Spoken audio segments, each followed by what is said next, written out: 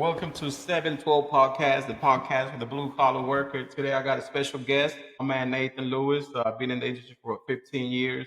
He got some good stuff to talk to us about. What's going on, Nate? What's up, fam? How you doing? I'm doing pretty good, bro. You can look at me if you want. You know Yeah, what I mean? yeah. Don't look at the camera. Yeah, but thanks for having me. I think what you're doing, but a lot of people need to hear this. There's so many guys in the industry that get lost. They get job scared. They get lost in themselves and they forget about the people, how they got here, and their families, man, most important, and God. A lot of people don't take the time to thank God enough. You know what I mean? I like to make sure that I thank Him every morning. Without Him, none of this is possible. I don't care what you do. Yeah, that's true, man. You know what? I know you pray every day. I see you when you go eat. I see you in the mornings praying. And the other day I had to say a prayer myself. I normally don't do that. I'm not a spiritual person like that. And I'm okay with that. But man, sometimes you just got to do it. So how'd you get into business? Well, like I said, man, I started off driving 18 wheelers cross country. Been to 47 states. My kids were small, and so their mom was having issues with keeping them in line. I had, 4 boys, and so she was there with them a lot by themselves. One of my youngest boy played baseball there, and so his coach called me and offered me a job, agent in construction, driving a dump truck. So I gave it a shot, and I've been rolling with it ever since. Yeah. All right. What was the first craft that you got into whenever you got into the industry? Like I said, I came in as a dump truck driver, and I started watching the different crafts around me. And ironwork kind of piqued my interest because I'm not afraid of heights, and I like how they like a big Lego set, kind of take scattered pieces and put them together. So I got into that. I did that for like 3 years. I really, really love and enjoy that. It's the freedom of being up there, and when you get on the ground, look up, see what you put together. Right. Right. Yeah, so that was a good experience for me. Then I dibbled and dabbed in Boilermaker work, taking the heads off these big generators and processors. That was interesting. It's always into taking things apart and putting it back. So I figure like with construction, that's all we do. We get a bunch of pieces that's scattered, and then we put it together. Finished product is a multi-million-dollar plant facility that provides services for whatever it is, oil, gas, plastics, food processors, whatever it is. Yeah. There is a meme that says construction companies they hire a bunch of dropouts to Yeah. build $1 million, projects, $1 billion projects, and in a way, it's true. Yeah. I agree to that. There's a lot of guys out there that didn't finish high school. As a matter of fact, my oldest son, he graduated high school. He went to LSU. He wasn't feeling it. He's like, he hated the crowd. He talked to me, talked about it.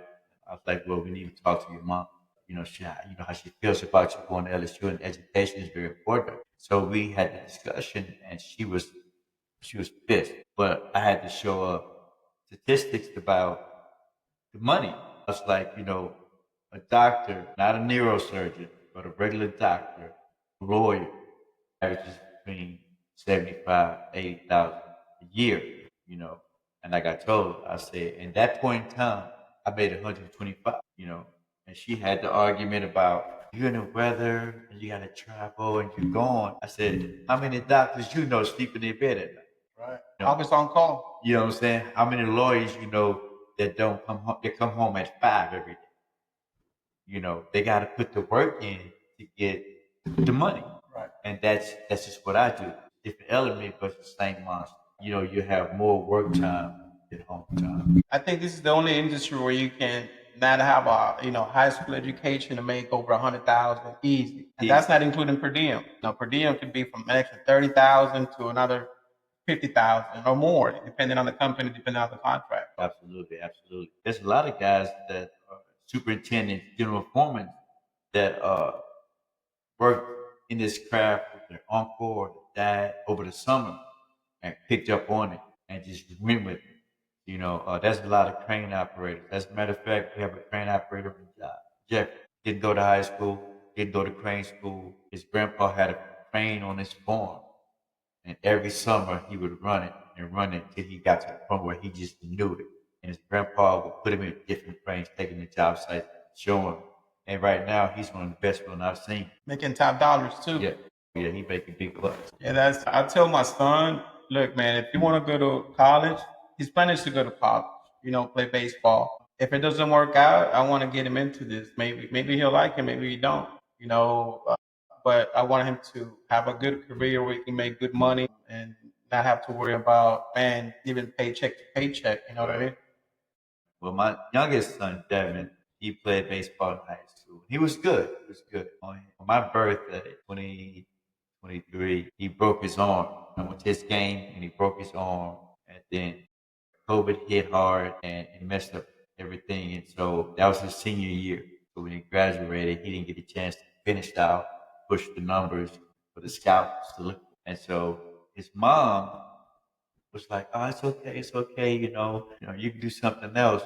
But I kept telling her he was my investment from the travel ball to the $400 glove to the $800 bat that he had to have.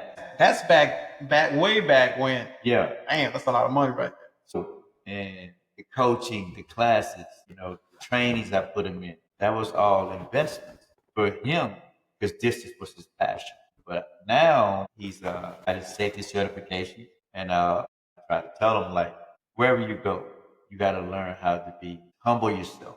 You can't go there with the aggression to make people listen. Somebody told me, we're not in the business of selling rules and regulations. We're in the business of selling. Because if you get someone to feel what you're saying, then they'll buy into it. And they'll tend to follow you and listen to more of what you have to say than pushing against you. Everything's about emotions. You get a flat tire. Your first thought is to get angry. That's an emotion. A baby's born. Your first thought is to want to protect them. That's an emotion.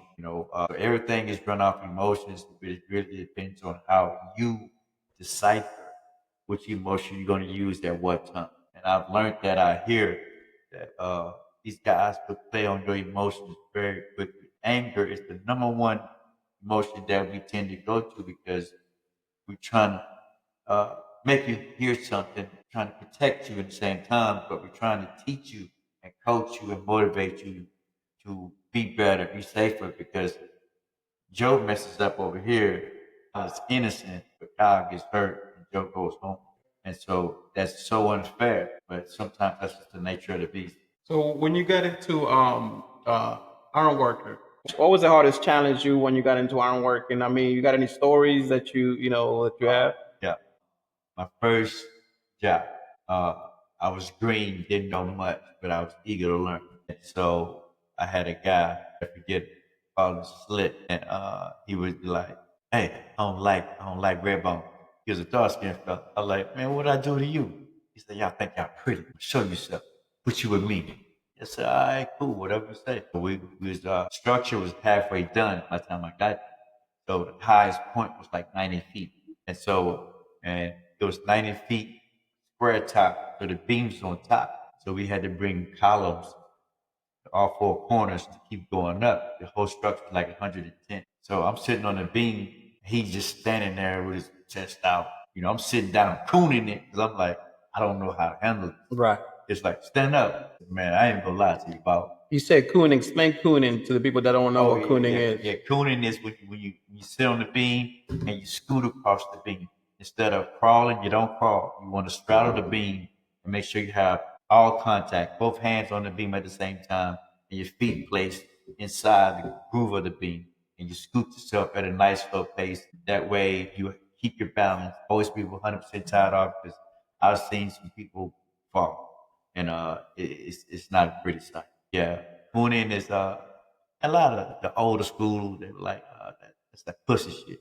In reality, for me, it was the perfect thing. I don't care what you said. I was not standing up. But as time went on, I learned to balance myself. People think it's just walking a beam. It's a technique to it. They're good. They're good boots are perfect for ironwork because they're flexible, just like a bird. You see a bird sitting on the wire? He's sitting there, but his feet are curved They're contoured to whatever shape he's on. So those dairy goods, they bend more than regular boots. That's why iron worker, he ain't gonna wear nothing but dairy Right. because they contour the shape of the steel. Helps you get a better balance. Okay. So what made you, transition into safety? What made you decide, like, you know what, I want to try this thing out? Is it, look, I'm gonna tell you my story. When I was overseas, I would see the safety guy twice a day, going to the lunch tent in the morning for breakfast, and then going back to the lunch tent in the for lunch. And I was like, man, I want that job. I want whatever that guy's doing. That's what I want. But man, it's not like how people think it is. Oh, it's not. I was in South Carolina and I was driving a truck, and so I was sitting waiting to get unloaded, and these group of guys they're unloading this sheets of metal to go up on side of this tank. And so I'm watching them pick it up, and I see these two guys in front, and they're looking at each other, and they're pointing at the sheet metal. And so I'm looking at it, I don't see nothing wrong. So I said, let me get out and see what's going on. So I got out, walked over. I was like, what's up, man? What y'all looking at? He's like, I don't want to say. I said, what? He said, 'cause snitches get stitches. I said, well, would you rather be a snitch and save somebody's life or let something happen? Somebody don't go home tonight. Just like, yeah, I don't want that to happen. He said, the shackle's back. I said, are you sure? He said, 100%. So I I got that crane operator's attention, told him to dog it off, bring it back down. So the foreman came over there like, man, Cadillac, what you doing, man? You can't be stopping my job. I said, bro, these young men caught something that was wrong. Man, ain't nothing wrong. I said, bring it all the way down, let's look. So it got to the ground, we walked over there. He walked around it twice. He said, what's wrong? I said, tell me. He said, that shock was back. He looked at it, he's like, oh, it is back. Well, we was almost done with it. I said, that's not the point. The point of it is these young men were scared to tell you that it was backwards. That could have ended real bad. That could have ended in someone's life. And so he changed his shackle around and went back to work. Later that day, he saw me, and he was still being an asshole. It's like, man, next time, don't you stop my job. I said, I'm going to tell you one thing. I don't work for you. So therefore, if something is wrong, I will stop your job. Right. And if you have a problem with that, we'll take it up with management. I'm not going to sit here and watch you be a cowboy and get someone hurt or someone killed. I'm not doing that. And that was the moment that I wanted to be the voice of the young people coming in. Because believe it or not, these are replacements. Right. No matter how you look at it, no matter if they have education or not, have book sense or not, street sense or not, these are the new generation of what we do. And I have kids. At the time, one of my boys is in the industry. No one is saying nothing, and I get that phone call. And once the investigation is done, if somebody would have said something that could have stopped it, well, somebody got to go with him. Yeah. He ain't going by himself. So that was the point that I wanted to get into safety. I wanted to be the voice for the little guy, and that goes back to emotion. And I have to check my emotions because I get passionate when I'm trying to explain something because they talk to me. I mean, people have ratted on their pot. They ride together, live together, but they have trusted into me to come and rat on. Hey man, he ain't did this, he ain't doing that. You know what I'm saying?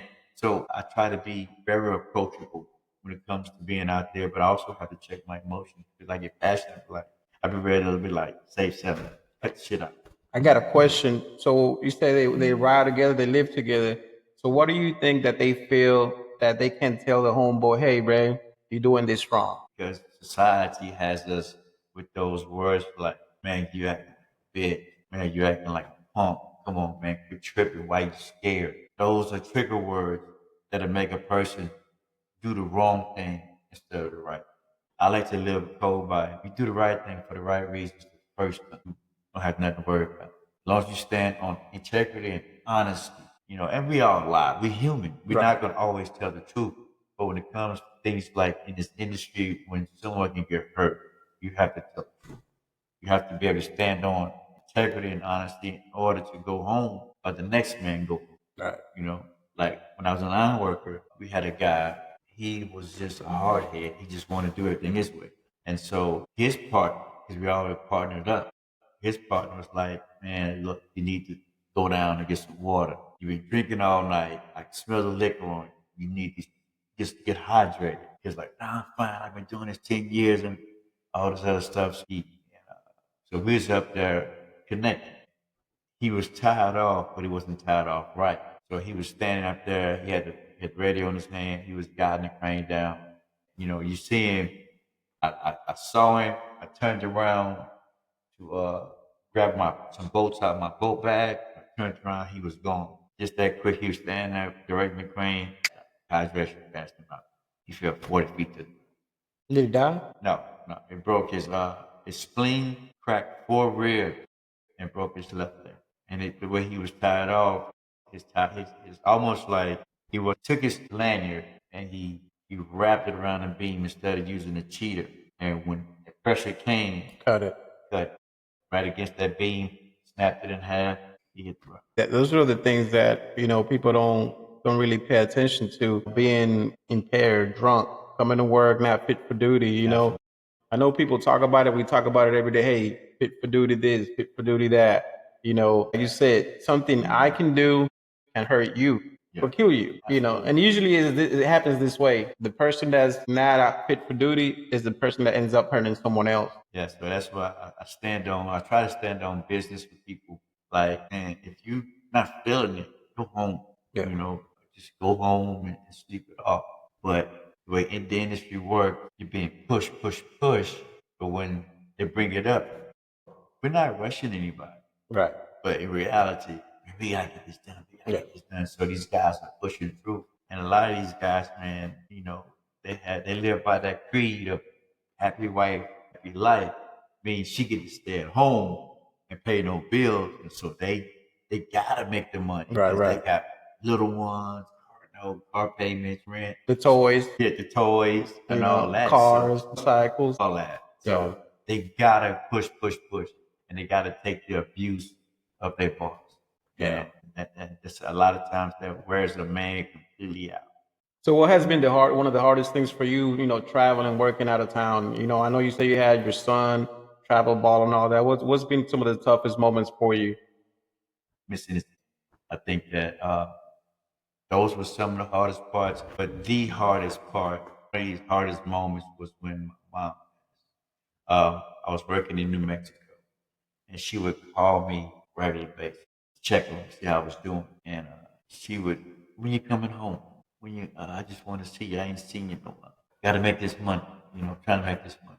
And so she fell, bumped her head, so she had fluid on the brain, so they cut part of her skull out and put it back, drain it out. And then the little tube they had in there, it got infected. So she had to get back in the hospital. While she was sedated, she was having many seizures that she was having so many of them. The doctors didn't know because she was asleep, And so she had so many of them to where she became brain dead. So she just became a vegetable. And my hardest flight of my life it was me, my older sister, and my younger brother. I'm the middle child. But all the responsibility fell on me. My sister was just too soft-hearted. She couldn't make any decisions. My brother, he didn't know how to make the decision. So everything fell on me. So the doctor called me. It was like, everybody told me to call you. You have to make a decision. Now, we can keep her on life support and she'll be in a vegetative state probably for the rest of her life. Or you have to do the ultimate, pull the plug and just kind of let her see what happens. So I was like, all right, give me a couple of days to get home. So, man, I flew home. When I tell you, that was like the hardest flight because I knew what I was going into. I walked through the hospital, all my family's there, all her sisters or brothers, nieces and nephews and kids. I'm numb. I don't know what to say to them. And my aunt, I remember she hugged me. She was like, don't do it. She could pull out of this. She'd snap back. And my little cousin said, man, don't do it, man.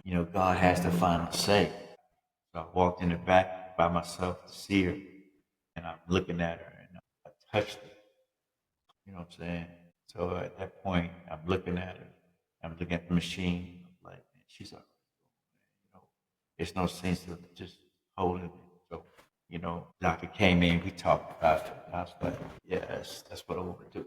And so I went back out, told everybody, go say you goodbye, go say you goodbye. So everybody went in there, and I went in there, and I said my goodbyes to her. When you pulled the plug, man, I was just looking at her, and the machine was breathing for her. You know what I'm saying? She lasted 7 minutes after they took off her machine, and after that, she was gone. And that was one of my biggest regrets of not going home enough to spend that time with her. So anybody watching this, man, spend time with your mom, bro. I don't care how bad she makes you or how uncomfortable it is. And love your parents.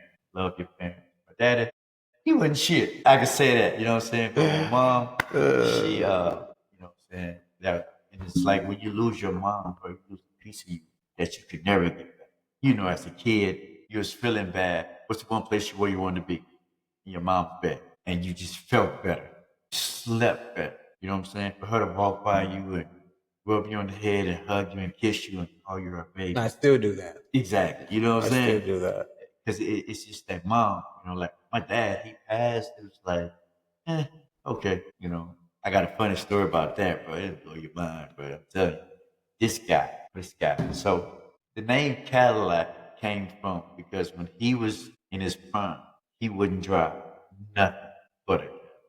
Like literally, he was walking down I-10 in Louisiana in the summertime in a fucking three-piece suit because the Cadillac broke down. When his buddy saw him, slowed down to pick him up, he said, "Man, I'm not getting no Lincoln. I'd rather walk." And he kept on walking. Damn.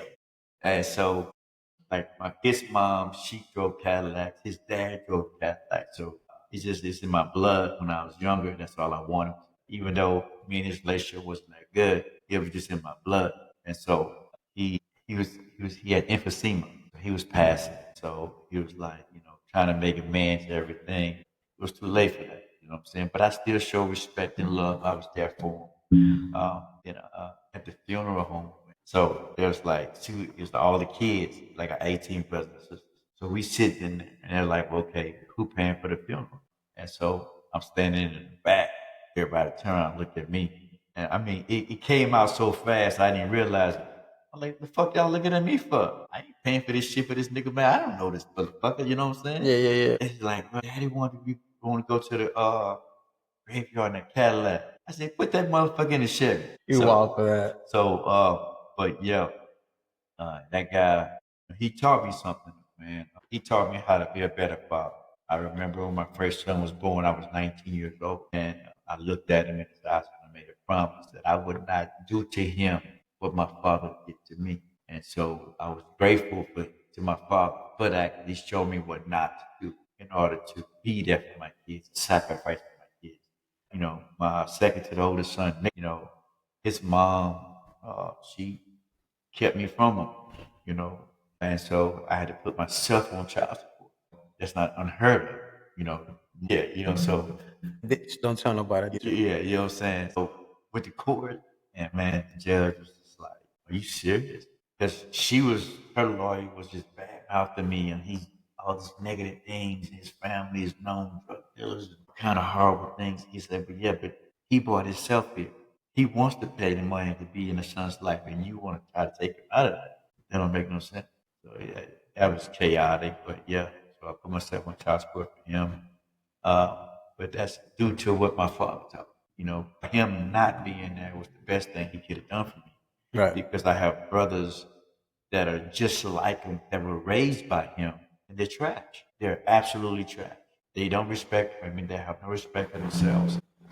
That was the best thing he could have did was not be there. One thing I can say about you is you're very involved with your kid. You know, I know they're grown men right now, but you're very involved. You know, you tell me things all the time. I'm not going to talk about what you tell me, but I'm very, I don't rarely see that out there, especially with grown ass man having 25-year-old kids, grown men actually, not kids, to be involved like that. You know, your grandkids, you're very, family oriented. You travel to, is it Virginia to go see your grandkids, go to Louisiana just to go see, to me, that says a lot about a person. Well, man, I mean, you think about it, Andy. I'm 51. My youngest daughter is 22. So at that point, I done raised my baby. My oldest son is 30. So, and they're not in jail, on drugs, doing stupid things, that I did when I was younger. So they're trying to make better ways. And that's all I can ask them. So I support them in any way I can. My grandbabies, that's just my way of basically doing it again without the extra attachment. Pump them full of candy, send their ass home. Hey, come get this little stuff. You out of control. So I love that part of it. To hear my granddaughter and my grandson say, "Pop, that's enough. That's just enough." I done did some things in my life, but I'm not proud of. But it helped make me who I am today, so I don't regret it. And if I had to do it again, there's a few things I would change, but a lot of it I wouldn't, because if I changed it, I wouldn't turn out who I am. I got a question. So, we talk about Siete Doce, which is 712. What does 712 means to you? Like, when we talk about this lifestyle, being on the road, blue collar, being on the road, working a lot of hours, being away from home, from your family, from your kids, from your loved ones. What does that mean to you? For the most part, the first thing you hear, the first thing, how much money, how much is my check going to be? You already have it spent before you even get Before there. you even get it. Yeah. So you don't really think about the home time until 2 months into the 712s, and now you're tired as hell. Man, I need a break. But you don't think about that, until like maybe 2 solid months in, and you start thinking about that. Well, for me, since I don't have a significant other to be pulling on me, you know what I'm saying? And my kids, they only really talk to me when they need something. So Cash App and Zelle is my best friend. But yeah, the 712s, blue collar worker, bro. We do the work that everybody wants to do, but not everybody's able. Right. Everybody wants to go out and say, "Man, I want that plant life. I want that plant life." But they don't understand what comes with that plant life. They have a lot of these young boys coming in.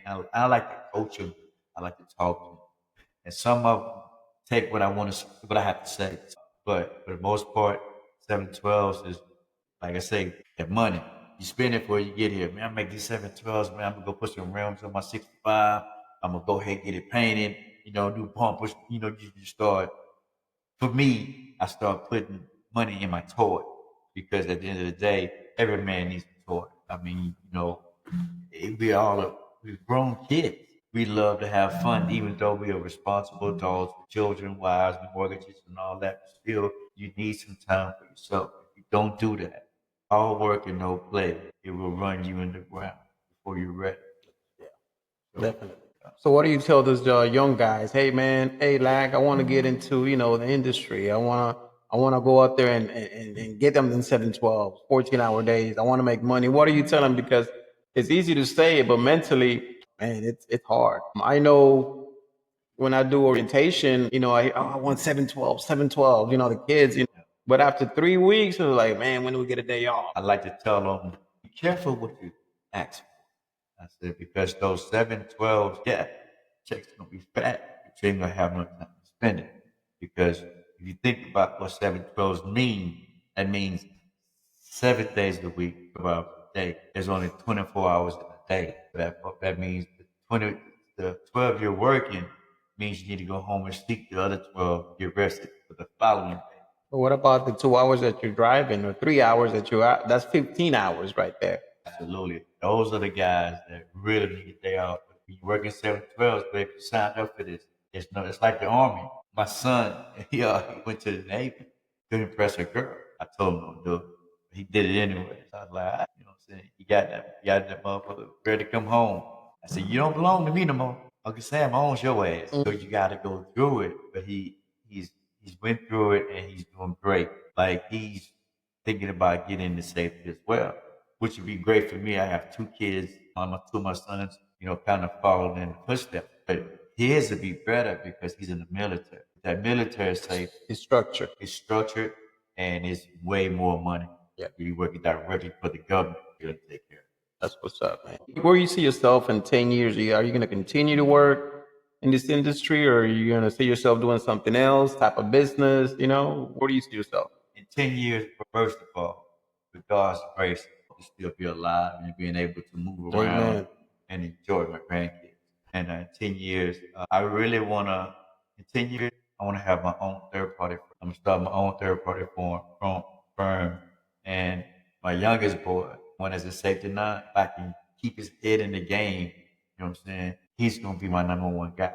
He's gonna be the one to recruit his friends because the young cats, all they gotta do is say, look at my check. And next thing you know, they're gonna get into it. So if you can build a team of 4 or 5 strong young guys with sharp minds and just pass them out. You know what I'm saying? Just make that money and still be able to just chill and still have all my certifications up to date. So if I have to do a little something closer to home, just go out there, walk around, just something like that. But yeah, mainly I want to have my own third party firm and work it like that. And hopefully leave it to him, which he can continue the Lewis legacy. You know what I'm saying? Something small like that, which don't take much to start, but it starts with me and getting all my certifications and learning all I'm learning. And I gotta give you a shout out because, when I came in, you was always one way with me. You never, no matter what was said about me, no matter how many mistakes I made, you always stayed one way. And you showed me a lot. You showed me how to observe. You showed me how to really sit back and just let the dust settle before I make a move. Right. And once the dust settles, now I know what direction to go. So yeah, I like to thank you for that. I try to take everything that people show me and I really pay attention and listen. A lot of times people catch me in the field and they were like, man, you on your phone? Talk to me. So this is how I dissect the information that I just got. The way, because when I hear myself say it, I can put it in the right category, put it in the right context, and use it when necessary. So that's when people see me walking through the field. That's why I like to work by myself. I like being by myself, doing my thing, so I can retain the information and put it where I need to put it and use it when I need. Man, I feel that, you see a lot of safety guys, they go out there, everybody wants to be the best. Or anybody wants to be, outdo everyone else. To me, that's cool and all, but that's not how it's supposed to be. I'm here to teach, you know what I mean, to make the guys better. If I can make one person better on this project, to me, I succeeded. I want everybody to be good. Like I told you, getting your certs. Hey, go take that test. Yep. Because at the end of the day, that's gonna get you paid. There's a lot of money to be made in safety, especially in third party. I myself try to, always get the certs that I want, that I need to be above, one step above everyone. I tell you guys, man, take this, take that, I try to show you what I know. That way you can teach someone else, because that's the way someone else taught me all the things that I know. And, I want everyone to be at the top of the food chain when it comes to this. Yeah. I want to get a shout out, and he's like a walking dictionary of knowledge.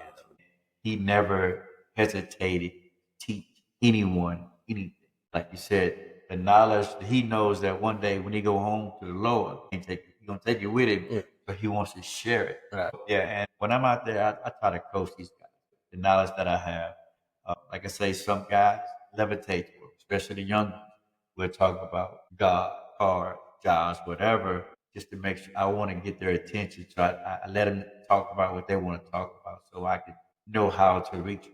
You have to sit back and let someone tell you what they're interested in and reach them through that. Right. If you got a guy that's into motorcycles, fast cars, you got to know something about engines in order to get their attention. And that's what I do. I use their interest and I use that as my gateway Exactly what I do. to get into their thought process. Yeah. And then once I get their attention, then I can teach them. Game over. Once you know what they like, you can relate to them. It's game over. I do it all the time. Because all we do is socialize. Sociology, psychology, sociology 101. If you can talk to people and get them to open up to you, and you can say, "Hey, Lack, how the hell you know my son's name? Because you told me last time. Right. Is he playing baseball this weekend? Hey, man, how do you know that? Because you listen. We're there to talk and listen, and that way they're easier for them to open up to us and then talk to us whenever they feel like it. Yeah, absolutely. And that's for anything in life, man. If you think about it, a teacher, first day of school, some kids are shy, but then when a teacher makes them feel comfortable and they open up to them, that's when they can teach them. As long as they're shy and closed off, they can't teach them, they can't reach them. Right. So what do you tell these new guys that I'm sure they go up to you, hey, Lack, how do I get into safety? I mean, is it hard for you to get into safety? What do I have to do? What do you tell those guys? I tell them the truth. It's like, man, first you need to get your certification. Secondly, well, I rack it up. First, you need to have at least 5 to 6 years in the industry to know the basics of what safety is. Because no one really wants to hire a kid fresh out of school because he's coming from a classroom to the field. They want someone with the boots on the ground that has been in safety meetings, that has seen emergency, that know how to follow evacuation plans, that knows the proper PPE, how to put on a harness, how to wear your hard hat, how to put your gloves on, know when the proper time to wear the clear glasses, dark glasses. They need somebody to know the basics. And I would tell them after that, get your certs and just keep your nose clean and do the right thing for the right reason, and it will get noticed. But you have to just wait your tongue. I was blessed. Romero blessed me and slid me in, and so every day since he slid me in, I've been fighting. I've been fighting to myself, not just to to to everybody else, but mainly to him that he made the right choice. But he did. He sure did. And 100%. and he talked a couple times, and Yeah. he told me it's like I knew I made the right choice. He Yeah. said when I met you in New Mexico, I knew him since New Mexico. He said I knew I made the right choice. That means a lot to me, and I always stay in contact with him and just tell him I thank and I appreciate it. So, So what about the guys that want to get into safety for the wrong reasons? Like, man, I ain't got to do shit. I'm just gonna oh, walk around and just make guys' life miserable. I'm just gonna be picking on those guys. What do you tell those guys? you won't last long, because eventually, we don't see the complaints. Oh no. We don't see the complaints. Okay. You know, now when you're okay, I can say this without sounding messed up. When you're a good safety guy and people see what you're trying to offer them, you're trying to teach them knowledge, you're trying to keep them safe genuinely, then you hear the complaints of the bad safety guys, the ones that Yeah. want to make people's life miserable. It's ugly. I hate that guy. I had a guy tell me the other day, he was like, I walked up to him, he didn't have his earplugs in. I said, hey, bro, rest in my pocket.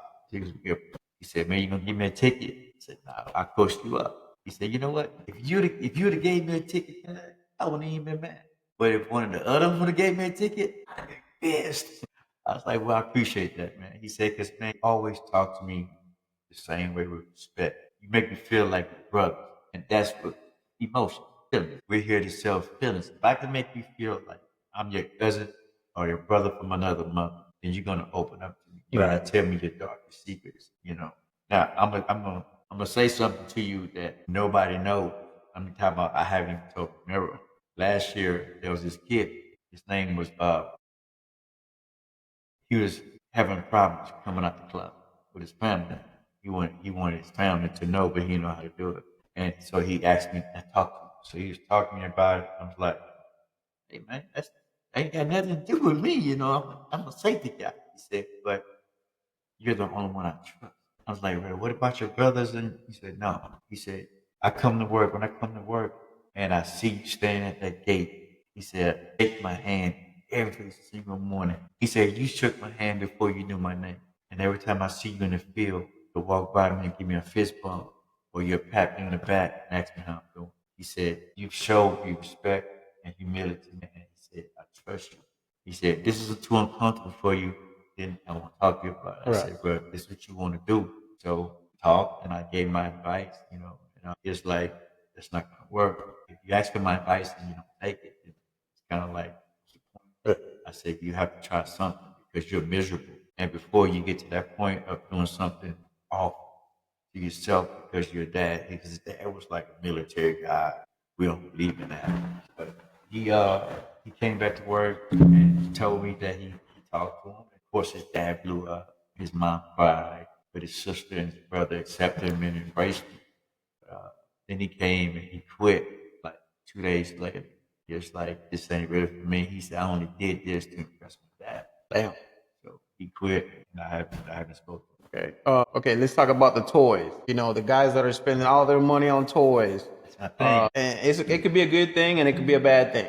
Because spending money on toys could put you spending your whole check and not having enough money and having to chase the next job, or you can't get laid off. Or what do you think about the toys? I know you like toys. You got a few of them. Toys, you have to plan it accordingly. You know what I mean? You know, if you know your habits, hobbies are expensive, stack at least 10 to 15 to 20,000 in the nest egg. That's in your saving account. That is for rainy days, layoffs, ever have that holds you over at least a month or two, maybe three, get to the next job. Once you do that, then you continue putting money in your savings. But what I like to do, I have I have a box. It's called a happy box. Tell me about that. So the happy box basically is big enough to fit $10,000. So we get paid direct deposit. So every other week I get paid, I go to the ATM, pull out $300-400. You know, I buy my lottery tickets because I'm hoping to win the big money.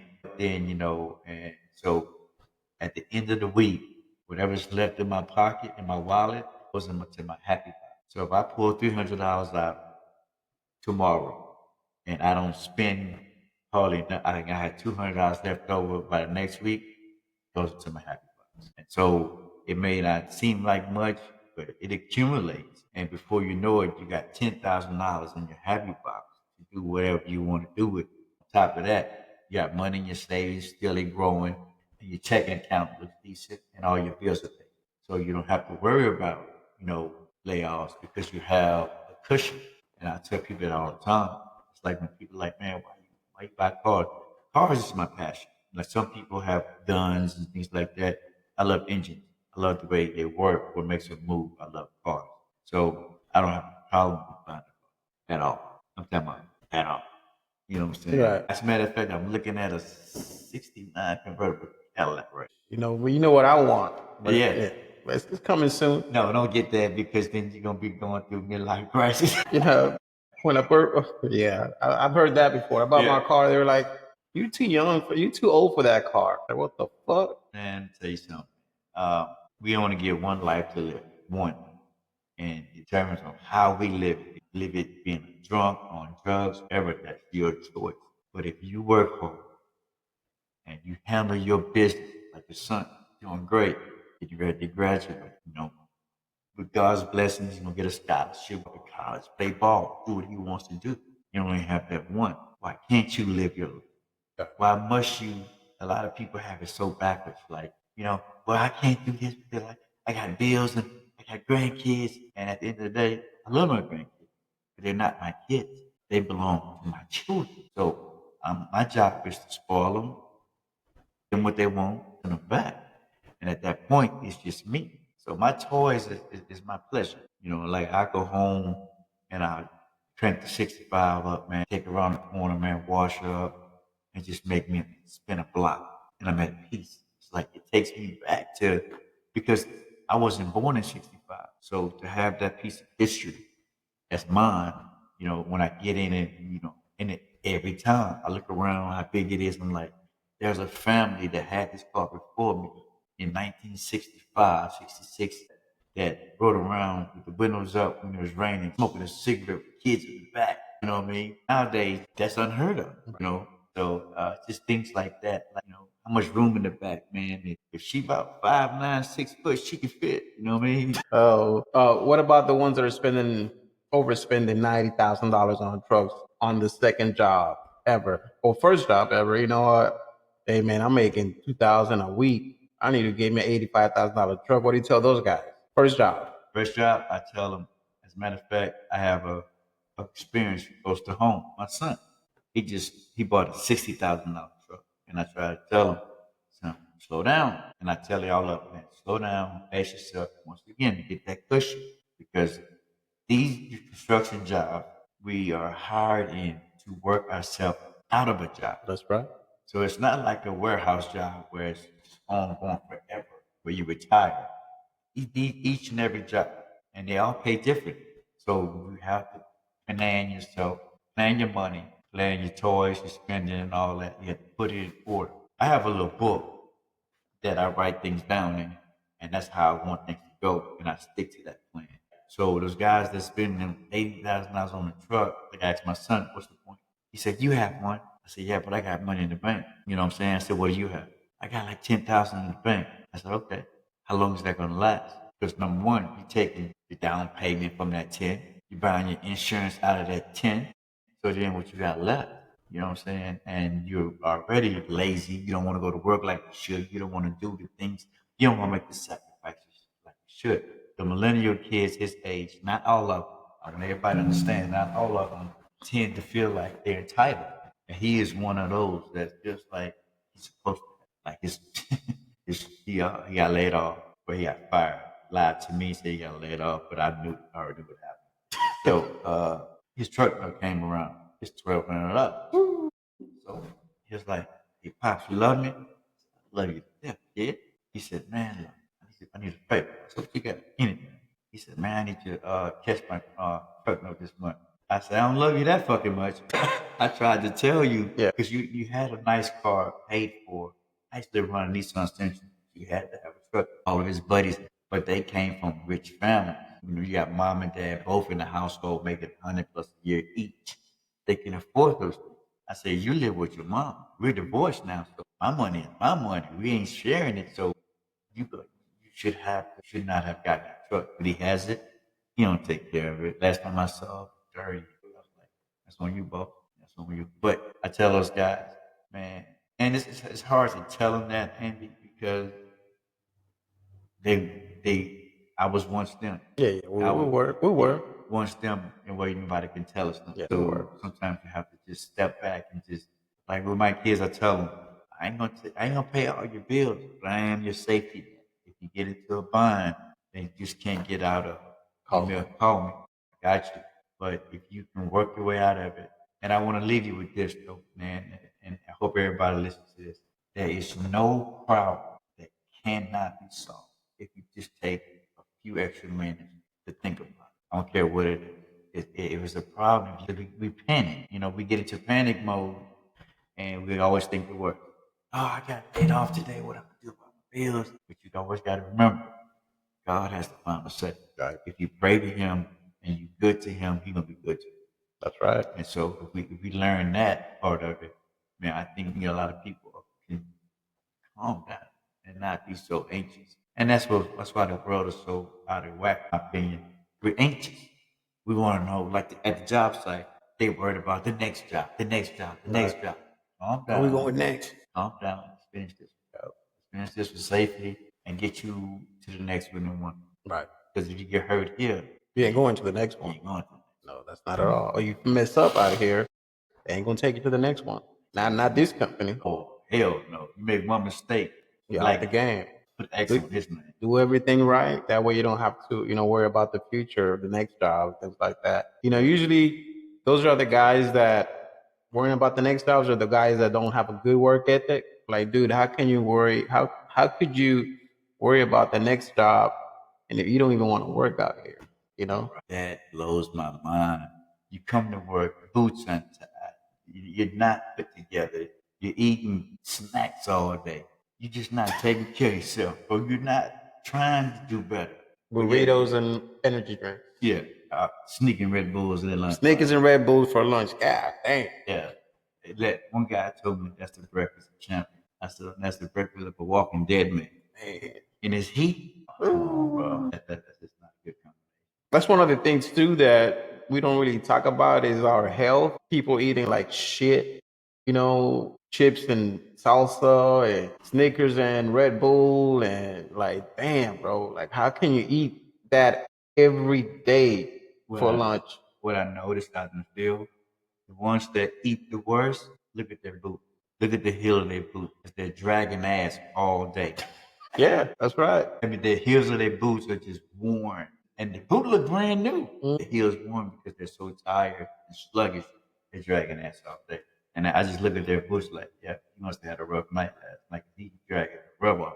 Yep. Red Bulls and like you said, and Snickers and all kinds of other shit. Tacos and chips. So one more thing too before we go.